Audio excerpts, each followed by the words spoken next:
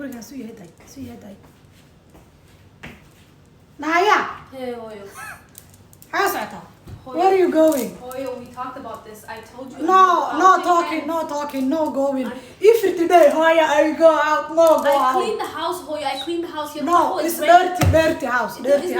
dirty house cook me my kahwa bring it here clean the house sit down sleep no go out if Hoyo, today 7 days no I don't go out some days. I only go out on weekends with my friends. who give Barely. you money It's go my out. money. I worked hard for it. Excuse I me say the why, Hoyo. I'm no not saying you work you bring the money to me I do, because I give when you you were young I give you everything I have now you have to give me everything you have no going out done Hoyo, story finish Hoyo, come on. no I cleaned the house. I don't want to hear it Oh my God, I don't Hoyo. care. The house is still dirty, even if you clean, it's still dirty because you don't clean nothing. You do fast.